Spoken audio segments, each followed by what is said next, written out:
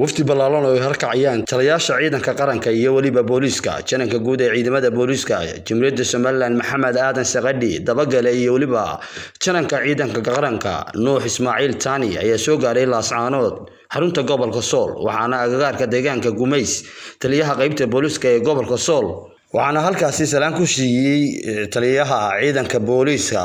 qaar kamid ah ciidamada booliska oo iyagu halkaasi ku sugnaa safarka jananada iyo wafudooda waxa ka warbixiyay barasaabka gobolka Sool Cabdiqani Maxamuud Jiire waxa aad soo dhaweynaya janaralada booliska iyo militariga iyo xuraanka oo soo gaaray xarunta gobolka Sool ee Laascaanood wufuda culus ee inoo timid runtii soo dhaweynaa insha Allah taala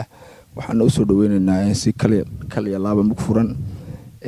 saad ogtiinba gobolkeenan bariyahan dambe waxa ka socday runtii arrimo nabadgelyada dhinac ka ah oo horumarkii iyo wanaagii iyo sharaftii iyo wixii aynu gaarnay lagu dagaalamayo cadawgeenu uu kula dagaalamayo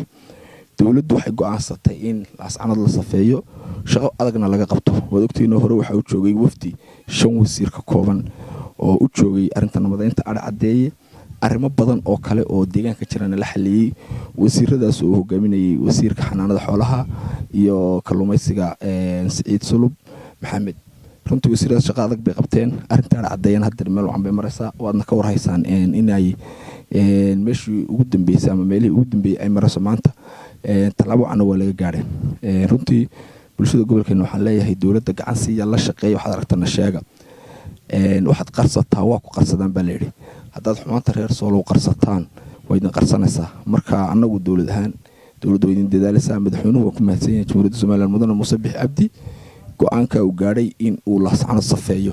Laascaanoodna maanta waa loo soo jeestay waana la safeyn doonaa insha Allah taala maanta maalin ka wacantay gobolka Sool ma jiro weyn ognahay haddii horumar noqoto iyo haddii horusocod noqoto iyo haddii qarannimo noqoto waynu ognahay maanta wax allaale wixii siyaasadaha iyo wax kasta waa ka adkaanay meel baynu ku ogaanay inta yar nabadgelyo xumada ama assassinationka ama dilalka qorsheysan ee cadawgeena inuu la dagaalamayna waxaan ka qabanaa insha Allah talaabo adagna waa laga qaadan doonaa hay'adaha ugu cuslaa dalka ee ugu awoodda badnaa ayaana madaxweynuhu soo diray runtii iyagana waan soo dhaweynaa insha Allah shacabkeena barbarka baxawba ka hel qaleen anagu kuwa la eedeeyaan kuwa la dilana waana anagana la eedeeyaan la dilaa marka taas ma dhici doonto inaanu eedana qaadano dilkuna uu nagu dhaco dadka dawladda u shaqeeya ma qaadan karno mar dambe ma qaadan karno insha Allah taala waxaan ka qaban doonaa hadhow yaanina soo cabanin waa la isfaragelinayaa meelo fara badan baa la taaban doonaa dambe aan lahayn nagu dhici mayso dil dambe aan lahayn nagu dhici mayso insha Allah taala idinkana waan idin badbaadi doonaa shacabkeega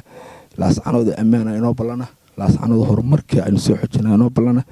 nabadgelyada aynu meel uga soo wajeesanaa inoo balaba Cabdiqani Xasan Faarax iyo Liibaan Qaran warbaahinta qaranka Soomaaliland magaalada Laascaanood